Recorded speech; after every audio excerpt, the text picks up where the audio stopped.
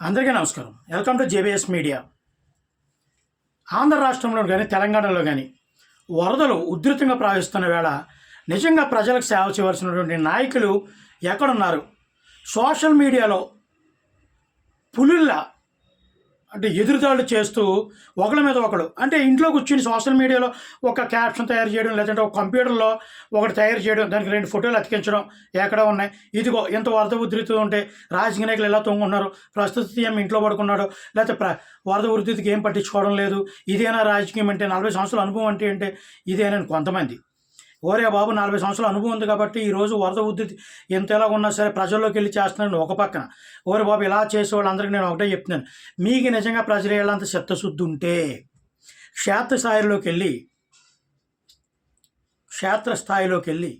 ప్రజలను ఆదుకోండి. మీకు దమ్ముంటే నిజంగా.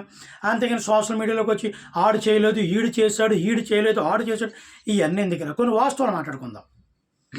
వరద ఉధృతి వస్తున్నప్పుడు అది బుడమే లేదో అనుకుంటాను, వాగు ఉప్పొంగి దాని యొక్క గడ్డు తెగిపోయినప్పుడు అది విజయవాడ మీదగా ఇది ఇటువంటిది గత 25-30 సంవత్సరాలు ఇదే జరగడం అంట.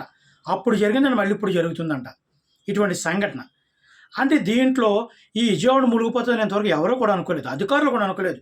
ఇది వరదలు వస్తాయి, ముప్పు ప్రాంతాలు కొన్ని ఉన్నాయి, వాటిని అప్రమత్తం చేశారు తప్ప విజయవాడలో ఎంత దారుణంగా వస్తుందని కూడా డైరెక్ట్ సీఎం చంద్రబాబు నాయుడు గారు ఒప్పుకున్నారు. ఎంత ఎక్స్పెక్ట్ చేయలేదు, అనుకోని సంఘటనలు జరిగినాయని. ఆయన నిన్నటి నుంచి ఆ వరద ప్రవాహం పొందుతున్నప్పుడు బోటు ద్వారా కానీ ఎన్డీఆర్ఎఫ్ ద్వారా ఈ ఎవరైతే నేషనల్ ఫోర్స్ ఉన్నదో ఈ విపత్తులు కలిగినప్పుడు ఉన్నట్టు వాళ్ళ ద్వారా కానీ రాష్ట్ర అధికారుల ద్వారా కానీ సహకారం తీసుకుంటూ ఎక్కడికక్కడ అధికారులను కానీ ప్రజలను కానీ కార్యకర్తలను కానీ సంసిద్ధం చేస్తూ ప్రజలకు సహాయం చేయండి, జరగని ముప్పు జరిగింది, కొన్ని ప్రాణాలు ఆల్రెడీ కోల్పోయాం, మరికొన్ని కోల్పోకుండా సహాయక చర్యలు నిమగ్నం అవ్వండి ఆయన అధికారులను ఎక్కడికక్కడ అలర్ట్ చేస్తూ ఆయనే క్షేత్రస్థాయిలో ఉండి రాత్రులకు కూడా నిద్రపోకుండా రాత్రి అర్ధరాత్రి కాడ 12 గంటలకి 4 గంటలకి సమీక్షించడమే కాకుండా ఆ క్షేత్రస్థాయిలో మునిగిపోయిన ప్రాంతాలకు బోట్ల మీద వెళ్ళి అక్కడ ఉన్న అపార్ట్మెంట్లో ఉన్నటువంటి వాసులు కానీ ఆ కాలనీ వాసులు కానీ పరామర్శిస్తూ వాళ్ళకి భోజన సదుపాయాలు కానీ ఎక్కడ ఎటువంటి అవాంతరాలు జరగకుండా చేయడం జరుగుతుంది. కానీ ఎంత చేసినా వరద మొత్తం ఒకేసారి ముంచేయగలరు తప్ప ప్రజలందరూ ఒకేసారి సహాయం చేయడానికి వెళ్ళలేరు. కొన్ని దిక్కున సహాయ సహకారాలు అందడం లేదు. దాన్ని కొన్ని మెయిన్ మీడియా ఫోకస్ చేసి ఇదిగో ఇక్కడ సహాయ సహకారాలు అందించడం లేదు, ఇదిగో సీఎం నివాస స్థలమే మునిగిపోయింది, ఆయన్ని రక్షించడం కోసం ప్రభుత్వ అధికారులు శ్రద్ధ తీసుకుంటున్నారు, ఆయన కలెక్టర్ ఆఫీస్లో తీసుకొచ్చి పెట్టడానికి చూస్తున్నారు.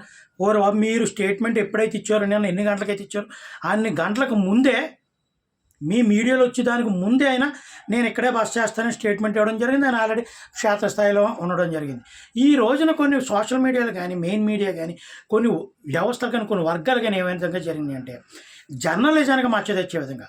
జర్నలిజం అంటే ఒకటి, ఒక సంఘటన జరిగినప్పుడు దాని ముందు దాని వెనకాల విశ్లేషించుకుని అప్పుడు ప్రజలకు వివరించాలి, అందులో తప్పులను వివరించాలి తప్ప వన్ సైడ్గా ఏదో చేసేస్తున్నాం, ఏదో అడావుడి చేస్తున్నామని మసిపూసి మారేడుగా చేసి ప్రజలను భయాందోళనకు గురి చేయడం కరెక్ట్ కాదనేది నా యొక్క ఉద్దేశం.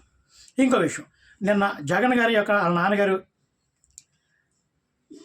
ఈరోజు 2వ తారీఖున అయితే ఆయన అక్కడికి వెళ్ళి వస్తున్నారు. కడప నుంచి తిరిగి వస్తూ ఉంటే ప్రజలందరూ ఆయన దగ్గరకు వచ్చి మాకు సహకారం చేయాలి. ఓకే, తప్పులేదు, ప్రతిపక్ష నాయకుడు వచ్చినా ఏ రాజకీయ నాయకుడు వచ్చినా వెళతారు.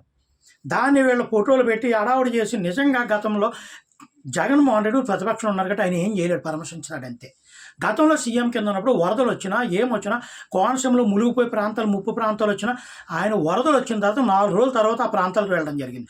తెల్ల సూయి వేసుకుని సూయి అక్కడ మట్టి అంటుకోకుండా ఆయన ఒక మంచి ఏరియాలో నుంచి అక్కడ ప్రజలందరినీ మునిగిపోయిన ప్రజలు కానీ బాధితులు కానీ తీసుకొచ్చి పరామర్శించి వాళ్ళకి ఏదో చేస్తాను హామీలు ఇవ్వడం తప్ప క్షేత్రస్థాయిలో ప్రజల దగ్గరికి వెళ్ళి ఆ బురదలో నడుచుకుంటూ వెళ్ళి సంఘటనలు ఎక్కడా జరిగింది. విశాఖపట్నంలో కూడా మునిగిపోయినప్పుడు కూడా ఆయన అదే చేశాడు.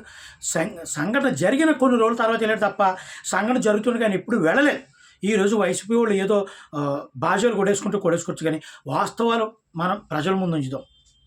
ఆ రోజు మీరు ఏం చేశారన్నది ఒకసారి గుర్తుపెట్టుకోండి. ఈరోజు సోషల్ మీడియా ఓరెత్తించేయడం కాదు, క్షేత్రశాలలోకి వెళ్ళండి బాబు మబ్బుల్లేరా. వాళ్ళు టీడీపీ వాళ్ళైనా వైసీపీ వాళ్ళైనా ప్రజలకు మంచి చేయడం నేర్చుకోండి ముందు. సోషల్ మీడియాలో ఆడేదో అంటే ఈడీ ఏదో కట్టాడు, ఆడేది కట్టాడు, ఏదో రక్షణ కూడా అంట జగన్మోహన్ రెడ్డి గారు కట్టారు. దానివల్ల చాలా ఒక ప్రకాశం బ్యారేజ్ నగరం మీదకి రాకుండా ఆగిపోయిందంట. 2014లో 164 కోట్లతో 2 కిలోమీటర్ల 2.1 కిలోమీటర్స్ అది. దాన్ని చంద్రబాబు టైంలో శాంక్షన్ చేసి కట్టడం జరిగింది. దాన్ని కూడా వీళ్ళు ఇదిగో జగన్ కట్టడం వల్ల ఈ ప్రాంతం అంటే అబద్ధాలు వల్లి వేయడం తప్ప మీకు ప్రజలకు మంచి చేయాలని ఆలోచన కాదు. మీరు గట్టిగా ప్రజలకు మంచి ఏమన్నా చేశారనుకుంటే రూపాయల పంచిపెట్టింది తప్ప ఈ రాష్ట్రానికి చేసింది ఏం లేదు. వాస్తవ ప్రజల దగ్గరికి వెళ్తే బాగుంటుంది. కొన్ని వీడియోలు పక్కన పెడుతున్నాం చూడండి జరుగుతున్న సంఘటనలు.